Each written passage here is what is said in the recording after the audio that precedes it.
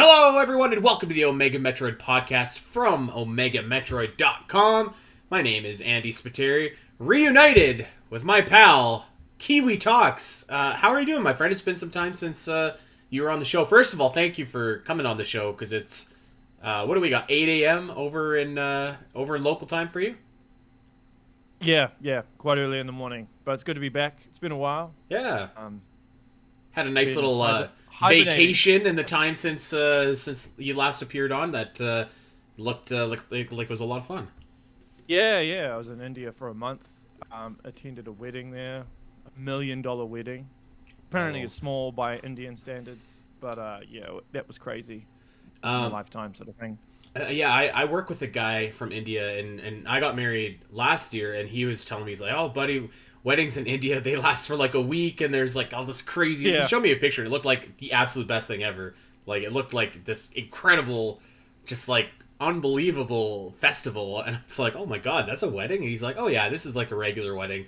So I'm glad that you got to experience that, because it looked wild. Yeah. It was 4 days, but yeah, apparently that's a small wedding by Indian standards. I mean, yeah, so it was crazy, but really cool experience. Yeah, I experienced it all. There was flooding while we were there as well, so yeah, because it was monsoon season. So Right. yeah, it was all over the place. You know, I was staying in lavish palaces, and then I'd be out near the slums, and so it was wild, man. Oh, yeah, Really wild. that sounds awesome. That's on my bucket list. I'm actually going for a little bit of a vacation myself. This is going to be my last show in real time before I leave, and then I'll be jet setting off to Europe with my wife. So, looking forward to that. Yeah, it's gonna be pretty cool. And speaking of pretty cool, we got a pretty cool episode for you here today, because we are bringing back a fan favorite segment on this show, Samus's percentages. So the concept is simple.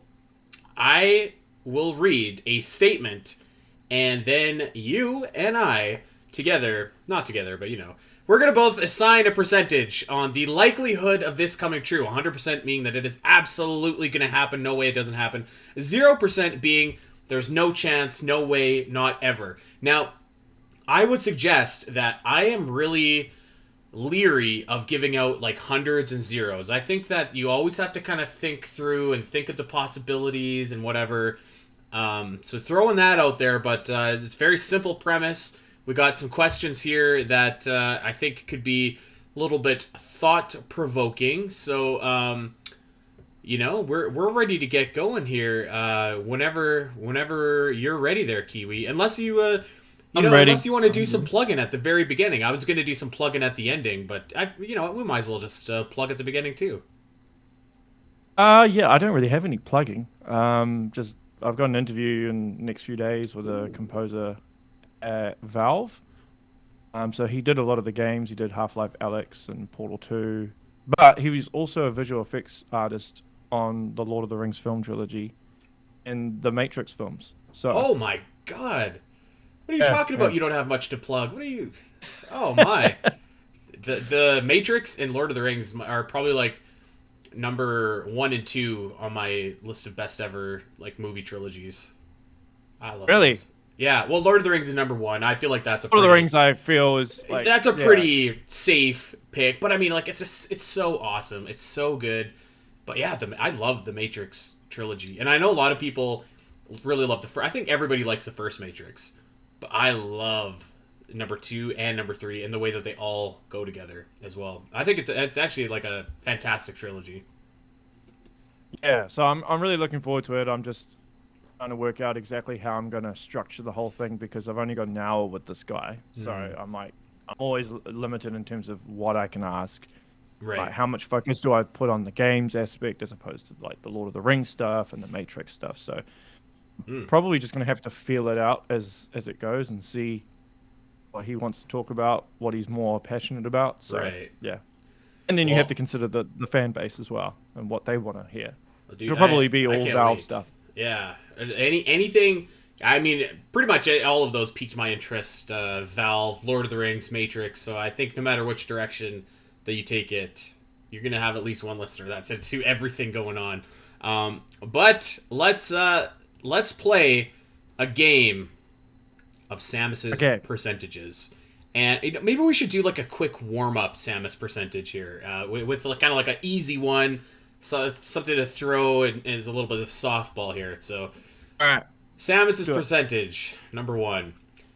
There will actually be a Nintendo Direct in September, a full blown, legitimate, not a partner, not a mini, not an indie, a Nintendo Direct in the month of September. What say you, Kiwi? 100%. 100%. It'll happen. It happens every September, pretty much. Yeah, I would have said 100. I would have, but I'm not going to. Because I also would have said 100 in June. And that was a big debacle where, of course, E3 was canceled. Everyone else had an E3 presentation, an equivalent during that time. Except for Nintendo. They didn't give us anything. They gave us nothing. So I know that history and common sense would tell us that there's going to be a Direct in September. They have nothing announced for the year 2023 except for Zelda, which who knows what's going on with that. Yeah. So I would say 80%. I can't give it the 100 because I don't know what these guys at Nintendo are doing. But the thing is, they haven't really spoken at all about what's happening at the end of the year. There's still like a large gap of stuff to be filled where they haven't really talked. I mean, what you've got Bayonetta 3. So the rest of Pokemon. the year is mapped out pretty decently. So you've got in September we have Splatoon coming out. In October we have Mario Rabbids and Bayonetta 3. November, of course, we've got Pokemon, and December we don't really have anything. So Yeah, well, there's no hard hitters. I feel. yeah, Besides Pokemon is Pokemon. That's gonna do what it's gonna do, and I think the Splatoon will be big as well. But yeah, from December on, we're pretty much open. I could see Advance Wars slotting into December. I could see that. Yeah, I suppose it depends. Well, wasn't it delayed because of the war in Ukraine? Yeah, it was. But I just Apparently, the GoldenEye remaster is in limbo because of the same thing. oh, okay. Apparently. Well, we will see. If we had a Nintendo Direct, we could probably get some answers to these questions. So Yes. fingers crossed. I guarantee you that this Nintendo Direct is going to happen while I'm on like the plane to Europe. So I'll take one for the team. If that's how it has to be, that's the way it has to be. But okay, so we got 100 and we got 80. So let's get into some Metroid here, and let's play Samus's percentages. All right, first up, Sylux aside, we will never see any of the characters from Metroid Prime Hunters in a Metroid game ever again. So, except for Sylux, we will never see Spire, Noxus, Candon, Weavile, Trace. I think that's all of them. That we'll never see him again. Yeah, I'd agree with that. I'd say 80%. Okay. 80%. I think I'm gonna say something similar to you. I'm gonna say 85%, and I don't think that. I don't know. I don't see them coming back in any meaningful way in like a story or anything like that. What I could see is if Metroid Prime 4 features multiplayer, which I don't know if it does. I could maybe see them coming back as playable characters, because I don't think that you want to have like the Metroid Prime 2 gimmick where you're just playing as like 7 different Samuses and like that's your roster. So I could see that as a possibility, but I'm not very sure that Metroid Prime 4 is going to have multiplayer, and I'm not sure that if it did, they wouldn't just stick a bunch of Samuses against each other as well. So that's why I'm a little bit low on them ever coming back. So 85% that we never see them again. Yeah, I actually fully agree with your statement. Yep. Possibly a multiplayer, but otherwise, yeah. Yeah, I don't know. I know that there are a lot of people hoping that they come back, and I for those people, I do hope that we do see them in some form or fashion. So, fingers crossed. All right, let's keep going here. Samus's percentage. In our lifetime, so before you and I kick the bucket, Kiwi, which is hopefully in many, many, many, many, many years, we will see some kind of official Metroid and Alien crossover, be it in books, in games, in TV shows, in merchandise, something official that links the Metroid series and the Alien series together. 0%. I don't think that'll ever happen. Okay. I don't think that'll ever happen. Yeah. And yeah, or not officially anyway. You don't think Nintendo in 20th century, which I guess is Disney now, they'd never go for that? Yeah. No, I don't think it'll happen. I'm going to say... I'm not going to go 0, but I am going to go low. I'm going to say... I never go 0 because anything could happen. But I think I'm going to say like 7%.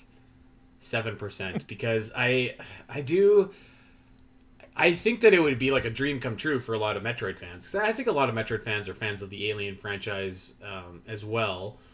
And I do think that there is some avenues where you could potentially see that happening, like a Fortnite or something like that. Like if Fortnite ever got like the Xenomorph or Samus or something, like it's not exactly a crossover, but it's close enough. Something official where an official Nintendo property and an official Alien property are together. So I could see that maybe. I mean, I think a video game is clearly out of the question. I think that I don't know, like I actually think like a comic book might be the way that this ever happens. And Nintendo isn't into the realm of comic books yet, but I think that during our lifetime, maybe a new regime, maybe a new president, maybe they're just like, we have all this IP, let's start making comics. And in comics, you've seen like a lot of wacky crossovers, like Batman and Ninja Turtles, or you know what I mean, just like those crossovers that you never thought were possible. So I would say that that's probably the most likely avenue for this to ever happen. Don't think it's... I'm not holding my breath, but I'm not going to say 0 either, because I think that there could be a chance. You'd probably see Halo or Doom before Aliens. Alien, I should say. The Alien franchise. I would think. Yeah, I could see... I would handicap that a little bit higher, but also not that much higher. It's really just Nintendo and like not releasing their property to do anything, but being so rigid. Yeah, exactly. Okay, let's go to something that I think could be a little bit higher here. Metroid Prime 4 will include a speed booster and the ability to Shinespark. Kiwi, what is your Samus percentage on this? 75%. Oh, okay. You're pretty confident it's going in? Yeah, I think so. I think they have to do something radical. I think it's possible. I'm gonna say, I was gonna be about the same as you. I'm gonna go a little bit lower.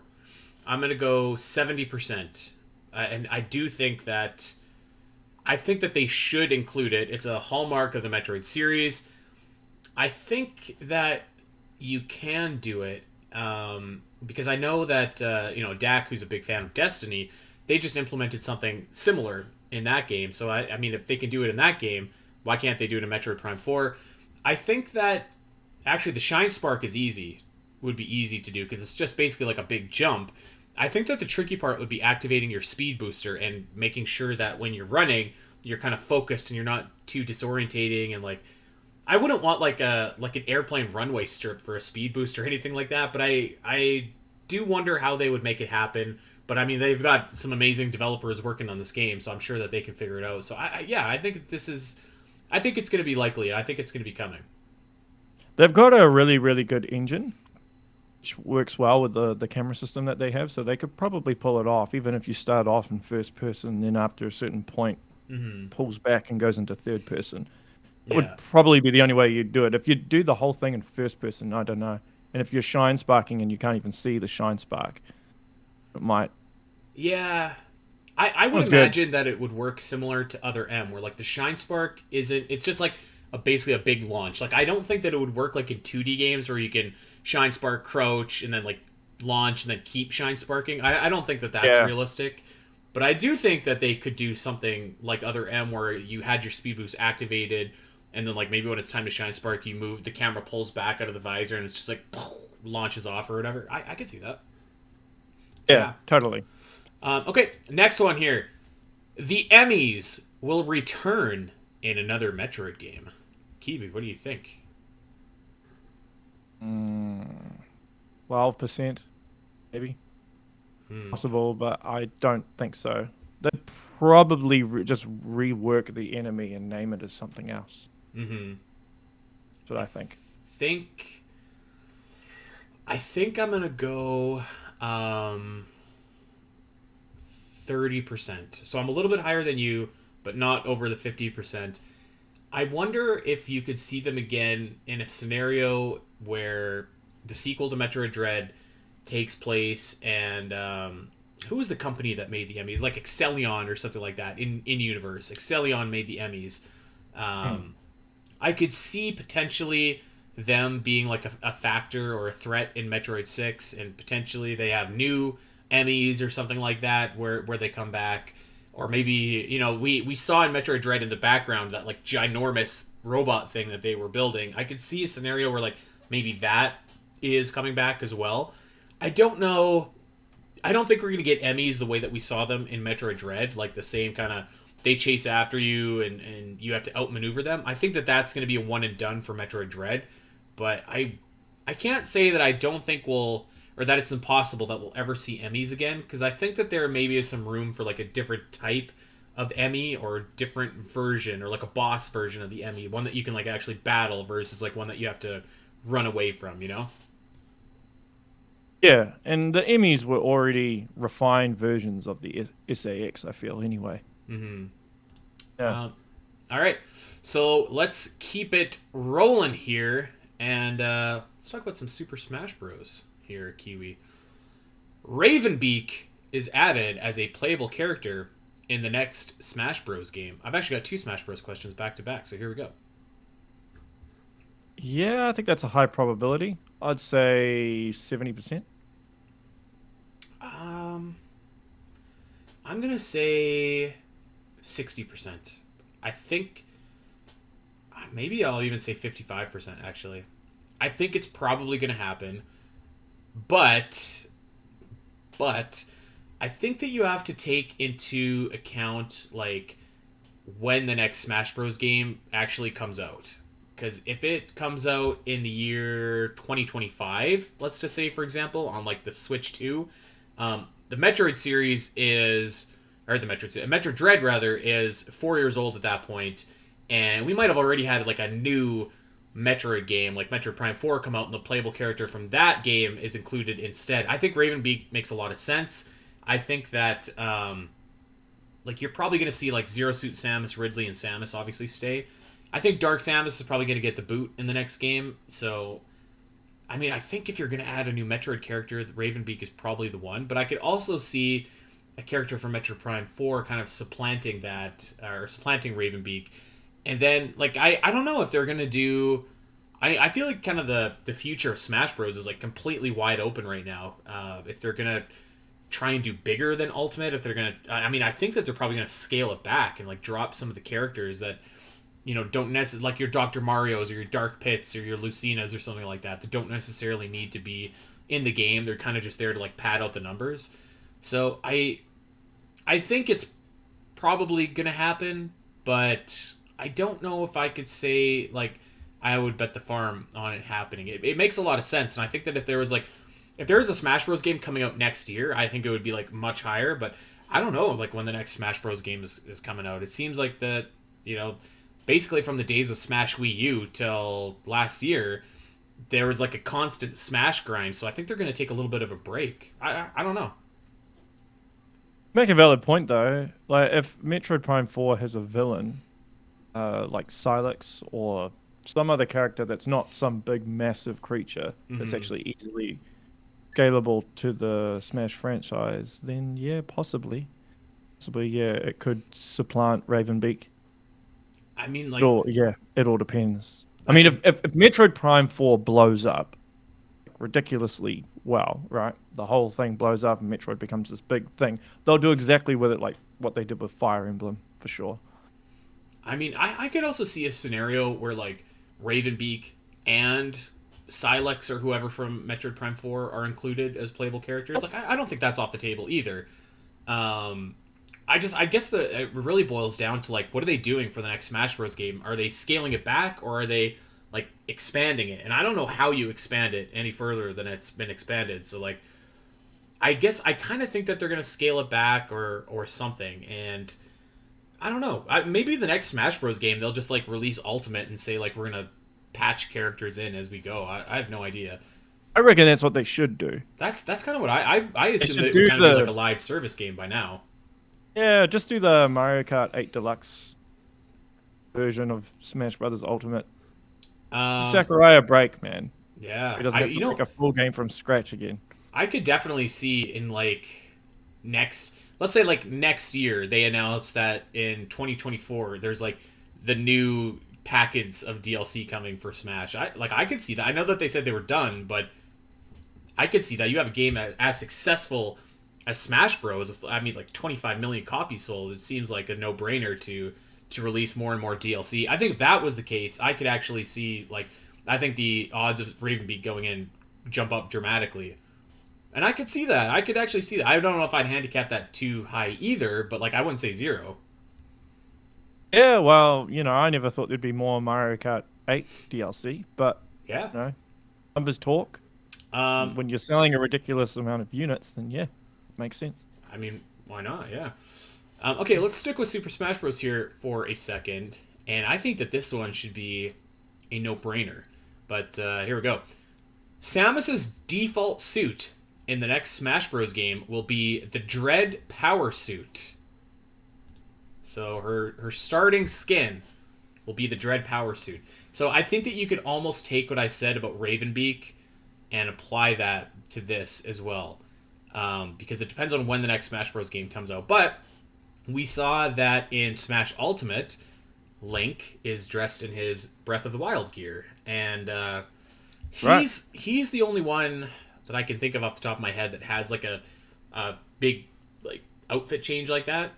But I think that the Dread suit will absolutely be in the next Smash Bros. Game. I don't know if it'll be the starting one now that I'm thinking. I was really high on this, but now that I'm thinking about it, after what I just said about Raven Beak and like when the next game comes out, I don't know. What is your percentage here? Maybe I'll just copy you. I think it'll be quite high because usually, like, the Prime series is not as high on the list in terms of what crosses over to Smash Brothers. Like they used other M suit instead of like a Metroid Prime 3 suit or anything. Mm-hmm. But it also depends. But I think the Dread suit would be a safe bet. Sure, I'd say 80%. I was gonna say like 95%, but I feel like I've talked myself down a little bit here. I don't know. Like it really does all depend on when the next Smash Bros. Game comes out. Because if we're talking like it comes out in 2025 and Metroid Prime 4 is out and Metroid Prime 4 is done like incredibly well, then it seems like it should be that suit. That's your default suit.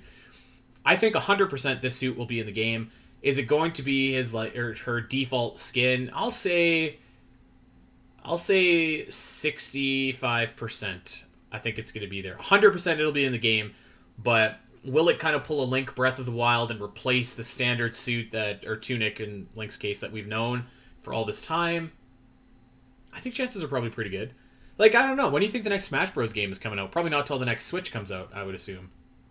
It'll be ages away. I think like 25, 6. It'd be a ways off. It also depends on when the Switch 2 drops, which I would say at the earliest would be 2024. They could possibly push it out to 2025. Really depends on on the chip shortage and on sales of the Switch. Smash Brothers won't be a launch title for sure. No way. No. Unless they do an Ultimate Deluxe package like they did with Mario Kart 8 and it's a launch title and then they just add more DLC. I mean, I could see that. I could see the next Smash Bros. Being basically like a live service game where it's like Ultimate, a new single player mode, and then like DLC that comes with it, or like characters that are downloaded automatically or something like that. I could see that, but I agree. I think the next Smash game is actually like a ways away. So I feel like I'm talking myself down on my Raven Beak and my Dread percentages here. The longer that we talk about this. All right, let's talk about something controversial right here, and I'm very curious to hear your percentage on this because I'm still deducing what mine is. But here we go. Metroid Other M will at some point be remastered or re-released. If it's Metroid Other M HD or it's some kind of re-upping of this game, eventually this will get a re-release. Why? Why does this come up every single time we chat? No. Like 5%. They're not going to Okay. remaster that. They're not going to remaster that game. I mean, sure, there's Nintendo do weird stuff, so sometimes they can do stuff that's out of left field, but I can't see them remastering it. It's the most divisive game of the entire series. So many people didn't like it. They've spent so much time. The brand was in such a bad state. Why would they risk damaging the brand again when Metroid Dread has set a good standard? They can now ride that momentum. No, they're not going to do Other M. No way. I don't think I agree with you. I think it will happen. I think it will happen at some Why? point. Why do you think it'll happen? I don't think that understand. it will happen because I think inevitably every game gets like some kind of re-release. If you look historically, like you look and you see like Metroid 1 got a re-release, Metroid 2 got a re-release, Super Metroid maybe gets a re-release, maybe not. But like that game is available to buy everywhere. You know, I think a Metroid Fusion remake is coming if they're not working on it already. Prime got ported to, you know, the Wii, and I'm sure it's coming to the Switch. So like it just history would tell us that the odds are in favor of a remake happening. Now, I do agree with you where it's like, does a remake of this particular game serve anyone well? I don't disagree with what you're saying. It was like, I don't know that you want to divide your fans like that, but I do think that if you get Metroid into a much healthier and more stable place as a franchise, which it looks like it's kind of head in that direction after the success of Dread, after what we hope is a success of Metroid Prime 4, you know, you have... I think that this game, if Metroid is in a better place and it's re-released, I think that enough time has passed that fans are just like... The fans that don't like it are just going to be like, whatever, I don't want to get into this again. And the fans that do like it are going to be like, okay, like, we'll give this another try. And, you know, maybe there's some fans that have never played it and don't hate it as much. I think actually the toughest thing would be like the controls to adapt that to a new like the Switch or whatever. Like, but even that, I think that you could do it. So I don't know. I think that there's enough redeeming qualities that you could remaster it. I think that I don't know. I mean, I think that there is money to be made there for doing it. You know, I mean, I don't think so. I don't like it didn't even sell that well to begin with, right? So you'd have a whole bunch of people that wouldn't buy it for that reason. There's people that don't buy remasters of games they've already played. And I can't imagine that being the first game that people jump into. I just don't think it would sell well. I mean, the first time they did it, it didn't make money. Why would they do it again? Just maybe that's why. So it makes, you know what I mean? Like I can't imagine that it would take a huge developmental staff to port this game. Maybe like a small team could port it. And if it does, and you know, the Switch has kind of had that Midas touch when it comes to, you know, series having their best selling entries ever. Metroid is proof of that. So I don't think it's impossible. Do I think it's overly likely?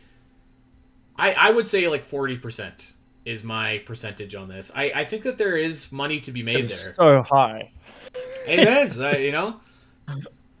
Imagine too. This would never happen. This is a 0%, but like imagine too that they like essentially retranslated the game as well to kind of make the dial. Like that would be awesome. I don't. That would never happen, but that would be cool. That could be done. It wouldn't happen, but it could It be wouldn't done. happen. I think they'd rather just invest their money elsewhere. Well, I think that most people would probably agree with you, but I think that they are. I don't know. Like I could see it happening before Metroid Dread. I actually would have said like 0%. I would have said basically what you said because I kind of thought that Metro or that Nintendo was content to essentially never ever mention Other M again, but they did mention Other M in Metroid Dread, and I don't know. Maybe it's probably nothing, but it's probably because Sakamoto was involved with that. But I do see a scenario where they are just like, okay, we want to give this game another shot. It didn't perform as well as we expected. Let's re-release it on the Switch with minimal development and see if we can recoup some of that. And hey, maybe there are some new Metroid fans that aren't as attached to the story and characters in the same way that the Metroid fans were back in 2010. I could see it. I could see it. Makes good business sense, right? Well, time will tell. Well, time will tell. Time will also tell. Well, actually, no, time will not tell on this next one. This is a poor segue. Because this one is a thought experiment, a game of hypotheticals. So here we go, Kiwi. Are you ready for this one? If Metroid II, Return of Samus, was released on either the NES or the SNES, the Metroid series is a much bigger franchise today. And so to explain to you kind of the thought process behind this one, I'll use Zelda and Mario as kind of our comparables here. So both of those titles got sequels on the NES, which, of course, as we all know, sold millions and millions and millions and millions of units. Whereas Metroid got a sequel on the Game Boy, which was a new property at the time, or a new peripheral handheld at the time, and didn't really have a huge install base, and the game was limited in what it could do because of the system that it was on. Whereas, Zelda and Mario also both got sequels on the SNES towards the beginning of its run, which really kind of amped up those prestige of that series as well. Metroid 2 sold pretty decently on the Game Boy Advance, or the Game Boy rather, but it wasn't the same as if it was released on the NES. Like you saw, both Zelda 2 and Mario 2 sold a little bit worse than their predecessors, but like still really good. And I think that had Metroid 2 released on either the NES, kind of like Zelda 2 or Mario 2, or the SNES, like Super Mario World or Link to the Past, I think it sells better, and I think it has like a more big feel to it. I don't know. But I'm actually kind of high on this. I'm going to go like 90%. It's a bigger franchise if that game is not stuck on the original Game Boy. Nah, I think I'd go with like 30%. I think there's a lot of reasons why Metroid isn't a big franchise. I think one game wouldn't have changed everything. I actually think Super Metroid has more to do with it. In the gap when they released it, they shouldn't have released it after Donkey Kong. They should have released it earlier, the Super Nintendo's lifetime, and they shouldn't have had a gap between the Super Nintendo and the GameCube with Metroid Prime. Also, then Return of Samus. I mean, it's not even, well, in my opinion, I don't even think it's that great of a game. That's a bad take. Bad take. Oh, I played it like well after it came out, and so it had already aged quite a bit at that stage. But yeah, I don't think so. I mean, yeah, I just don't think so. Then what would happen after that? So after we would have got another Metroid game on the Game Boy. So we got two Metroid. So hypothetically, two Metroid games on the NES, right? And yes. Then you get another Metroid game on the Game Boy, and then potentially it wouldn't even have Super Metroid. Super Metroid wouldn't even exist. It would be something else. I think that there's still a scenario where like. This is some fantasy booking right here, but stay with. So we have Nestroid that comes out as it does. 1986 comes out, and it does really well on the Nintendo. By the way, that game is like the 12th best-selling game on the system, which is like really impressive when you consider that like Tetris and Duck Hunt and stuff like that were packed in with the NES. Like it did really well. And then I think that what you want to do is have Metroid 2 also on the NES come out like 2, maybe 3 years tops after after the original Metroid. And then I think that you're right. Super Metroid clearly came out too late on the SNES's lifetime, which is why I was kind of flirting with the idea that maybe Metroid 2 should have been released on the SNES first, or instead of the NES. But I think that you have the two titles that should have came out on the NES, and then Super Metroid comes out around like 1993 or 92 if you really want to push it. In my dream scenario, that kind of makes Metroid a little bit of a bigger franchise. Although I do think that you still run into the problem in the N64 era of nobody was sure how to continue the franchise in 3D yet. So maybe it all kind of leads to the same road anyways. But I think that if Metroid 2 was on a system that people like had more access to, or bigger install base, or something, I just think it would have been a little bit of a bigger series. It would have helped the Metroid series grow a little bit. I mean, I actually think the Metroid franchise would be bigger if it was on PlayStation or Xbox. Well, I mean, we're kind of talking apples and oranges now at this point, because like. Oh yeah, I mean, my thing is there's a lot of reasons as to why it's not bigger. I think it just caters to a different demographic than the typical Nintendo. And well, yeah, I can't really disagree with you there, but I don't know. I was kind of thinking about this thought experiment the other day and wondering what Metroid 2 would have looked like, if it was on the NES. And I think it's clear what Metroid 2 would have looked like if it was on the SNES. It would have looked a lot like AM2R, I imagine. But yeah, so let's continue on with. Well, this isn't really a thought experiment at all, but actually kind of an easier one to dig into here. Our next Samus percentage. Metroid Prime 4 will include an open-world style of gameplay versus a traditional Metroidvania interconnected world. What say you? Ooh, 50%, maybe 40, 50%. I think the only thing that would hinder an open-world Metroid is the fact that there is no way you could. Well, I don't think so. I mean, I'm not a developer, but it would be very hard to hit 60 frames per second in an open world Metroid on the Nintendo Switch. We can yes, you are correct. I'm gonna not even think about the technical aspects of it, because I don't think it's impossible that Metroid Prime 4 releases on like a souped up Nintendo Switch. I think that's in the cards. So let's remove that part. Okay.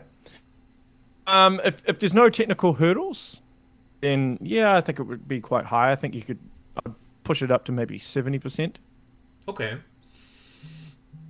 I don't know exactly where I am on this, because I think that like the open world style of gameplay is kind of like antithetical to a Metroidvania world where like everything's kind of interconnected and stuff like that, and you're kind of forced to go to point A so you can get item A that unlocks a little bit more of area B, you know what I mean? But I do think it's possible that you could just incorporate elements of that into an open world style of game.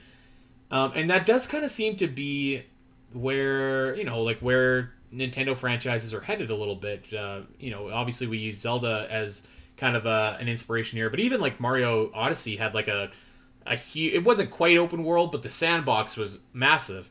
And I could almost see Metroid Prime 4 being something like that, where like it's open world in the sense that like you can pick which area of the planet that you want to go to first, and within that area is like almost like I could almost picture it working like Mega Man as kind of a weird comparison, where like you could pick any of the 8 bosses first, and like if you do them in a certain order, then you have items that help you against another boss and make it easier, but you can still challenge it in whatever order that you want. So I could maybe see that happening, and I actually, I'm kind of talking myself up on this a little bit as we're talking here. I'm going to say 65% as my Samus percentage that we're going to see some open world style gameplay in Metroid Prime 4. I mean, I guess it also depends on like your definition of what open world is, but I do think that I could see a scenario where like you're on you're on the planet, whatever planet is the setting of Metroid Prime 4. You can just go anywhere that you want. You can, like, there's definitely certain objectives that you need to complete, but you're free to do them in whatever order that you want. And, you don't necessarily, it's not like in in Metroid Fusion, for example, where you have to go to Sector 1 first and then get this item so that you can go to Sector 2, etc., etc. So I think that that's a strong possibility. Yeah, I mean, it could be a bit of both. It could still be the traditional Metroidvania stuff with a little bit of open world. Maybe, like, if you think about Breath of the Wild, right? The what is it? The Great Plateau, is it? Which is Yeah, like the tutorial area, and then after that, you really are free yeah. to do whatever you want. So yeah, maybe it could be something like that. Maybe it could be reversed. Maybe it starts off really, really open, and then it gets more linear and traditional towards the end. I don't know, but good Yeah, luck. Good luck, whoever attempts it. I could see like a Great Plateau esque area, or like maybe a Frigate Orpheon area to be more Metroid here. I could see like an area like that kind of at the beginning that's fairly straightforward, teaches you the basics of the game, and then you start with like your complete open world. Like in this scenario, let's just use Metroid Prime as an example. You can choose to go to Phendrana or Talon or Magmor or wherever you're going to go. You can go there whenever you want, and maybe like there's an area that acts like a hub world, but just kind of lets you pick all these different parts of the planet. But then towards the end of the game, I could see it getting a little bit more segmented again, and like specific like sequence A to sequence B to sequence C kind of deal. I don't know. I don't think it's off the table though. I don't think it's off the table. So, and I think that's the way the games have been trending. So, I'm kind of Yeah. high on this one. All right. Well, actually, let's stick with this because we kind of brought this up in a roundabout way. But our next Samus percentages is this: Metroid Prime 4 debuts on the successor to the Nintendo Switch. So, I'm not talking like, I guess we have to define successor. I'm talking like the Switch 2 or like the Switch to the Wii U, something like that. I'm not talking like the Switch OLED or like a Switch Pro or anything like that. I'm talking like the next Switch is what Metroid Prime 4 would debut on, if that is, how we're doing it. What do you think? So just that release, not like a dual release. Just I think you could on. say, yeah, I think you could say that it has a dual release. I think that that counts as well. But just that this game will debut on a system that is not the Nintendo Switch as we know it. Let's say 50-50. Go either way for me. I'll just stick with 50%. I think it could happen. I think it's just as likely not to happen. I mean, if All they right, want to do the same, if they want to do the same thing with Breath of the Wild 2, they could do it. I mean, I wouldn't be surprised if that gets delayed again. give But us a 51 or a 49. I'm gonna put you on the spot. okay, we'll say 51. There you go. Oh, okay. It's Yeah. 51% of debuts on the new Switch. Okay. Well, first of all, to react to something that you just said, I think Breath of the Wild 2 is getting delayed again. I think it's going to happen. And Yep. I think it's gonna happen. I think that, which is incredibly frustrating for me, a Zelda fan who runs a Zelda website. But I think that if this supposed Nintendo Direct that is hypothetically going to take place in September, that has not been announced, and maybe, I don't know, maybe we're just waiting for it. Maybe it happens, maybe it doesn't. But I think that if Zelda is not shown in a very, very prominent way in that Direct, there ain't no chance it's coming out in spring 2023. There's no chance. So first of all, just to throw that out there, I think that I could see. So actually sticking with Zelda here for a second, because I've heard a lot of people say like, oh, they're saving Breath of the Wild 2 for the next Switch or the Switch Pro. I don't think that's the case at all. I don't think that's the gonna happen. case. No. No. I mean, everything we've seen from that game looks the same, smells the same, tastes the same as the first Breath of the Wild. So I don't think so. If the later it gets pushed back, the more chance of it having a dual release. That's what I'm Yes, saying. But it's being designed with a Switch in mind. I will say that I think Zelda's going to get delayed again, but I don't think that it will get delayed out of 2023. I think the game will release sometime in this year, just not in the spring like they promised. Yeah, yeah. I think Wind Waker and Twilight Princess will determine that. If they're releasing it, this rumor of being released, then they'll probably try and push out Breath of the Wild 2 more, I think. My Samus percentage on that coming true is 5%. That, you know what? This is a tangent, a side tangent, but I actually looked for the last 4 years running, from 2019, 21, 20, 22. There have been rumors specifically that Metroid Prime HD, Wind Waker HD, and Twilight Princess HD are releasing on Nintendo Switch this year. I found reports from 4 separate years that's just like, this is the year. So I don't buy that for a second. Metroid Prime HD I can see, but definitely not the other two. Anyways, so I don't think Zelda is coming out on the Switch 2. I could see Metroid Prime 4 coming out on the successor to the Nintendo Switch. I could see that. Because who knows when this game is coming. If it came out in 2023, that would almost seem a little bit early, considering that they essentially just started development on it in like 2018 or 2019, something like that. So yeah. I could see. I think that that's definitely more possible than Breath of the Wild 2 coming out on the successor to the Switch. I think that it would have to be a dual release, because like that's kind of a big middle finger to like Metroid fans that bought a Nintendo Switch. Not that we haven't been graced with Metroid Dread or any of that, but I think that if you're gonna say that it's coming out for a system, that it has to come out for a system. So I think that Metroid Prime 4 will play on the Switch, but I think that I could see it coming out on the next Nintendo console as well. Really just have to ask yourself 2 questions, like, when do we think the next Nintendo console is coming out, and when do we think Metroid Prime, like, how far away do we think that game is?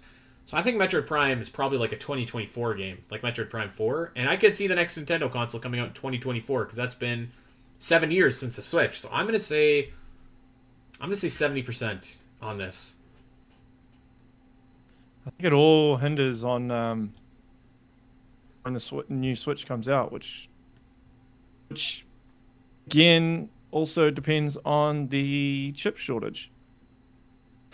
We'll see. I mean, they really have no incentive to release a new Switch. Like, Switch no, they don't. Awesome. And you see with PlayStation 5 and the new Xbox, right? Mm-hmm. We've had shortage after shortage. It's still going on. So, like Sony in particular have lost a lot of headway. The headway that they gained from the PS4, because they're not able to stock enough PS5s. So, yeah, and I don't know. And if China goes to war with Taiwan, then yeah. Well, I don't know. There's so many factors at play. So, well, we'll see. But yeah, I think the chances are, I think they're good that Metroid Prime 4 launches on the next console. Okay, we've got a couple more here, so let's keep on rocking and rolling. This Samus's percentage, I think, is a no-brainer. 3 million copies per game should be the new series standard for sales after Metroid Dread. So to be considered a success, you should have to hit 3 million copies after the success of Metroid Dread. No. 3D? Anything. Okay. No, I think 20% of that happening. I think 20% chance of that happening. I don't think that'll happen. With 3D, depending on, yep, it could be possible, but 2D, no way. No way. I actually don't think that there's an inherent, like, I think if you're a Metroid title, regardless if you're 2D or 3D, I think that you should probably be judged the same. Because I don't think 3D is inherently better than 2D. So but I think a 3D as an overall thing within the industry is perceived better, and people buy more games that are 3D. Like, people don't want to spend, like, I think it's like $60 in America, right? And I think it's like $110 here, or like a 10-hour game, 2D game, particularly with when you're up against indie Metroidvanias, which are far cheaper. A lot of people complained. I mean, that was one of the biggest criticisms of Metroid Dread, right? It's too expensive. I'm not paying.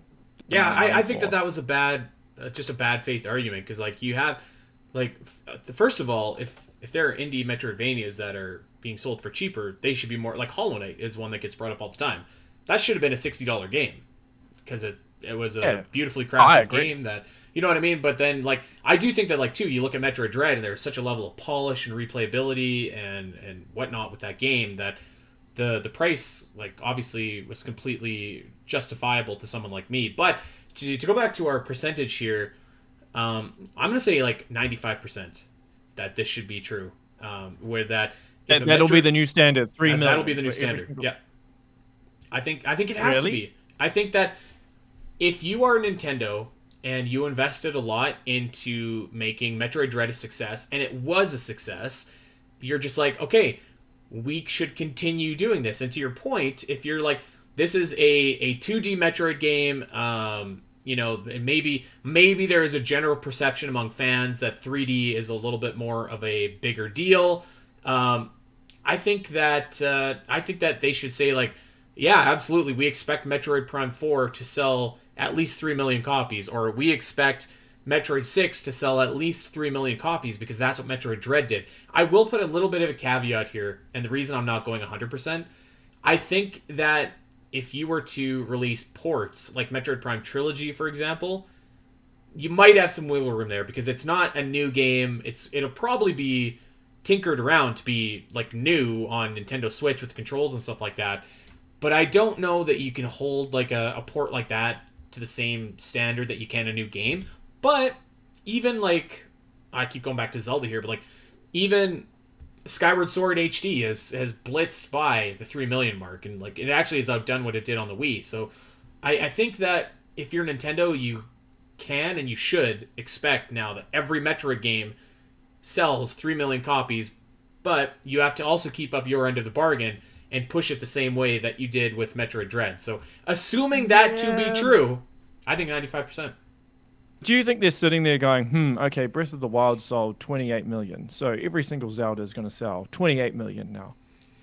No, but I Like think Breath, that you can. I think that there's a big. I mean, there's obviously a huge difference between 28 million and 3 million, right? Like, let's pick. What was the highest selling Zelda game before Breath of the Wild? It was Twilight Princess at about like. Twilight Princess, I think it was It wasn't that 10 much. It was like 9 million. 9 Something million, like that. 9 million, I think it was. And then Ocarina of Time, I think was like 7 million. So I think it's entirely fair to be like going into Breath of the Wild, for example. I expect this game to sell at least 9 million, and Breath of the Wild did like a crazy number, and I don't think that. Yeah, obviously they're not going to do that again, or I don't know, maybe they will, but I think that 3 million is like a much lower benchmark. So you can say It like, is. I expect Metroid to now consistently be in that 3 million range, and you build it up and build it up, and eventually maybe it can go to the 4 million or the 5 million. So, yeah. I think you need more than one game to determine that. I think if like Metroid Prime 4 does 4 million and the Metroid Prime HD remake, if it is a thing, does 3 million, then of course. But I think you need a bit more data before you can confirm that. Because also you've got the Switch effect as well. And Nintendo have a habit of releasing the successor to a really, our console does really well. It's very successful, and then the successor is terrible. Well, I shouldn't say terrible, but it's not as good as the original. So it also depends on the Switch 2, if that's even what it is, or if it's something else. Because obviously every franchise, for the most part, is done well because of the Switch effect. I think Pokemon's probably the only one that's just still been. Well, Pokemon was already so relatively the same. awesome that I was just like, Yeah, whatever. yeah. This is just another So it's Tuesday just- for us. yeah. So, but every other franchise, right, has done Yeah. really well. Yeah. I think that's the new benchmark. I do. All right, let's keep your going optimism. here. I got 3 more for you, and then we'll call Okay. it a day. You might have some good inside information on this, as a matter of fact. Retro Studios was working on a third Donkey Kong Country game before getting the call to finish Metroid Prime 4. I always thought it was curious. I'm sorry, go ahead. Straight up, yeah, that's not true. No. You don't think so? Okay. No, I know for a fact they were not working on Donkey Kong 3. So that's no. What were they working on, Kiwi? Tell us. I can't tell you what they were working on because I don't know what they were working on specifically, but I know it was not Donkey Kong. Tropical Because Threes we 2. always heard the rumors that they were making Star Fox Grand Prix, like a Star Yeah, Fox racing that's game, and I it's not true as well. I've had yeah, that confirmed from off air that was never true. I wasn't buying that one. I just like I can't That see it. apparently it was a rumor thrown out by Nintendo to try and uh, air out leakers. Huh. It was a Okay. fake rumor. Yeah, it was a fake rumor that was put out there to try and determine who the leakers were, so they could get them.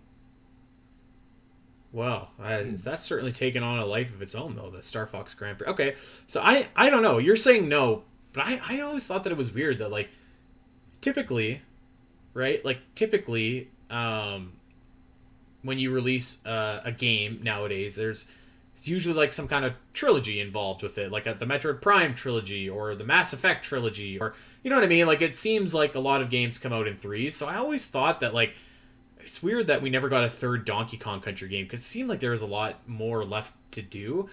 And I also think it's weird that we haven't got a Donkey Kong Country game on Nintendo Switch aside from the port of Tropical Freeze. So I was always of the opinion that I think that they were at least in like some kind of development planning stages. Maybe not actual pen to paper, like mouse to keyboard. But I don't know, man. I know you're saying no, but I feel like that's just like a no brainer.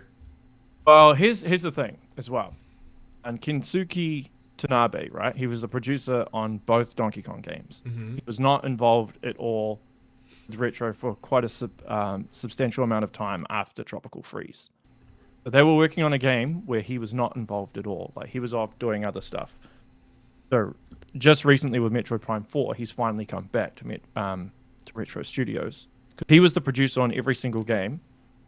So all the Metroid Prime games, both Donkey Kong games. So he went off and did his own thing. Now, prior to this is come out recently, and I did an interview with Paul Tozor about this. But after Metroid Prime 3, we were working on a game that got cancelled, right? That was called Project X, which is now confirmed to be Zelda spin-off. That's what it was Mm-hmm. about Sheik. What happened is Retro Studios were handed the reins, and Nintendo took a step back, let them do their own thing. They thought they were capable enough to produce something on their own without Nintendo's oversight. What happened was it caused a big mess, and the prototype they presented to Nintendo, and they were pretty much like, "What the hell is this? This is terrible." That got cancelled straight away. So Retro Studios aren't good if they don't have Nintendo's oversight. Everything becomes a mess, from what I understand. So I don't know if that was the case again after Tropical Freeze. I know Tanabe was not involved at all. So Okay. that's why I do not think there was a Donkey Kong game. They were working on something else. I don't know what it was. I don't know how far off the ground it got. I probably got quite a bit of headway because obviously there hasn't been a release for so long. Right. Yeah. Or it could be they started something and then it stopped and then they were working on this Metroid Prime HD remake or Okay. however many years. Yeah. I mean, but there's some things I know for certain and I know for a fact that DK it's was not. never on the cards. That's too bad. It was never Donkey Kong. DK feels like the last big Nintendo franchise that has not got its time of day on the Nintendo Switch. Like it seems so wild to me. And like I know that we had Tropical Freeze, but like yeah, we're 5 years into the Switch's life, and like there's not been an original Donkey Kong game. That just seems like incredible, actually. Not even like a goofy spin-off with the bongos or something. Like I don't know what they're Yeah, doing. but wasn't I mean there's a rumor, I mean who knows, but that Nintendo themselves were working on a 3D Donkey Kong game. I mean, I'd be down for that. Yeah, yeah. I mean, look, I mean we're nearing the end of the Switch's life expectancy. So you don't really have that many franchises left. So Donkey Kong must be in there somewhere. I got Sure. a great actually before we get to the next Sam's percentage, I want to finish off the Metroid percentages and then we'll do a general Nintendo one. But okay, the last Sam's percentages that I have for you about Metroid, there will be a 3D Metroid Prime style remake of one of the 2D Metroid games at some point. So it doesn't have to be anytime soon, but at some point they're going to be like, we should remake Super Metroid but Metroid Prime style, or we should remake Metroid Fusion in the Metroid Prime style. They're not gonna do that. That's like 3%. It won't happen. Ooh. I don't think that'll happen. I'm going to go... What did you say? 3%. 3%, okay. I'm going to go slightly higher, but not that much higher. I'm going to go... I'm going to go 9%. 9%. 9%. 9%. I'm just pulling a number out of my head. Because I think it would be really cool to see. Oh, I think it would be cool. Yeah. I just don't think it's gonna happen. I think it would be cool, but I don't know. To me, it's just like, if you're gonna do this, you might as well just make a new Metroid Prime game and not. You know what I mean? Exactly like, my thoughts. Yeah, totally. The amount of resources. I do think it would be cool though. Like, I actually think Metroid Fusion would be a really good one to do. If you're ever going to do that, because I think that the SAX would be even more scary if you could like actually see it. Kind of like Alien Isolation almost, where like you can see the xenomorph stalking around. Like I think that would be very cool. But I can't say that I think they'd ever do it. Maybe who knows. Then why not just make a Metroid game like that, like a new Metroid game in 3D with the Alien Isolation effect? That's kind of it. Yeah. Well, okay, the only reason I could think of is maybe the idea for the SAX is so strong that they're just like, well, we don't have anything better. Let's just make this game and make it 3D. I don't know. I absolutely do think that a Metroid Fusion remake is coming. I 100% think that's coming at some point. I think they could. Yep. Yeah. I think it'll come on the Switch. Actually, I think it will. But I can't see it being in 3D. But that'd be cool if it was. So, yeah. All right, I have a Samus's percentages for you, but this is a general Nintendo question, and kind of ties into what we were just talking about with Donkey Kong, and we can end on this. So here we go. Are you ready? Yeah. During the Nintendo Switch's life cycle, we will see either a new Mother, a new F-Zero, or a new Star Fox game debut on the console. So we're going to see either a new Mother, a new Star Fox, or a new F-Zero game during the Switch's life cycle. No, you won't see Mother. You could possibly see F-Zero, maybe. I think that's the most. I think that's the most likely of the three. Okay. Star Fox, no, that's not going to happen. You think talk me through F-Zero being the most likely. I would love to hear your. Because I think that one's the least likely. No, I think it's the most likely. Star Fox is just in a really bad place. I think they'd port Zero, they'd refine everything, and then they'd just port Zero over. Mother, it's been in limbo for so long that I just don't think it would happen. I mean, I don't think any of them will happen, in all likelihood. I think Zero could happen. But then you're just as likely. I reckon you could get a remaster. Of which game was it? What was the one on the GameCube? I forgot the name. Zero. Star Fox or F-Zero? Zero. What was the one on the GameCube? GX, is it? GX, yeah. Yeah. So I think you could get a remaster of that. Or a new game. But a Mother's not going to happen. A new Mother game? Nah, that won't happen. So what's your percentage here in general? Yeah. Of all three or of each all individual three. one? So just one of them has to happen. 16%.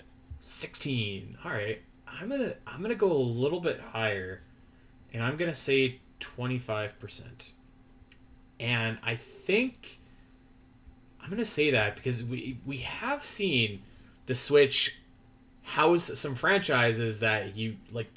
I never thought I'd see another Pokemon Snap game like ever again, or Mario Strikers. I didn't really think that was coming back.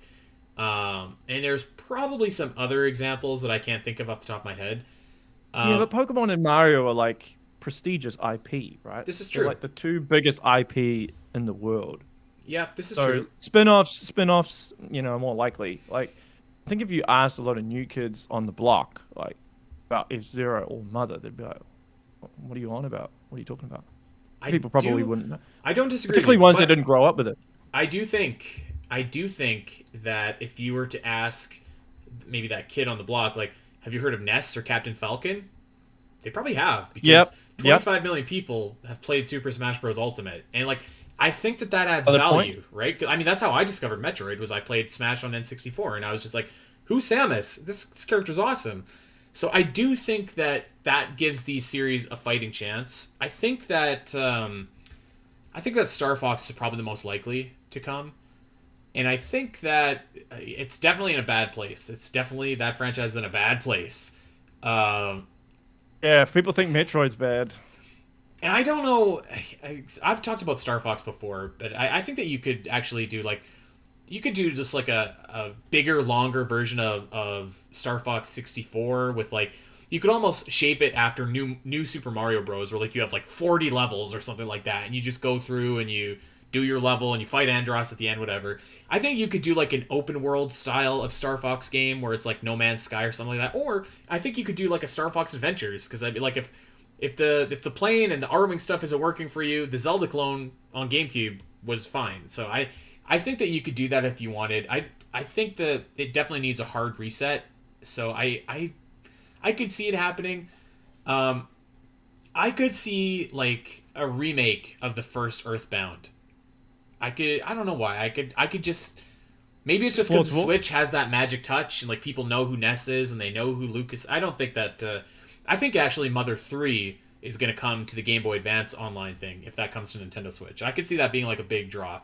But I think that you could maybe do like a remake Earthbound or something like that. Just like something simple, something people know, something to ignite that franchise. And I think F-Zero is in a tough spot because it wasn't even that long ago. I can't remember who said it, if it was Reggie or someone, but they were just like, yeah, we can't think of any ideas for a new F-Zero game. And it's kind of like Miyamoto. Yeah, maybe. And it was kind of like maybe make new courses and there you go. But That's why I'm thinking, like, if they were to do F-Zero, they'd probably do a remaster. You just take GX and then put a whole new coat of paint. Yeah, modernize it a bit. I don't think it would be hard. And then that's it. Yeah, it like, wouldn't be that hard. New courses, HD graphics, and new sound. I don't think it would be like a remaster per se, but like the same idea, but just like on the Switch with better visuals and whatever, and like maybe another little story mode. I think like that could be a testing ground, a good testing ground. Yeah, I think that there's this narrative that like that we can't have a new F-Zero because it infringes on Mario Kart or something like that, and I think that's like kind of bollocks because like they're very different style racing games, like very different. But I think that F-Zero has the biggest hill to climb because it's been so long. It's almost been 20 years since the last F-Zero game came out, which I guess is funny because I'm saying that Earthbound has a better chance, but like I don't know. I feel like there's something about the Switch effect that maybe gives it a little bit of a better shot. I don't know, but I think that Star Fox is probably the most likely.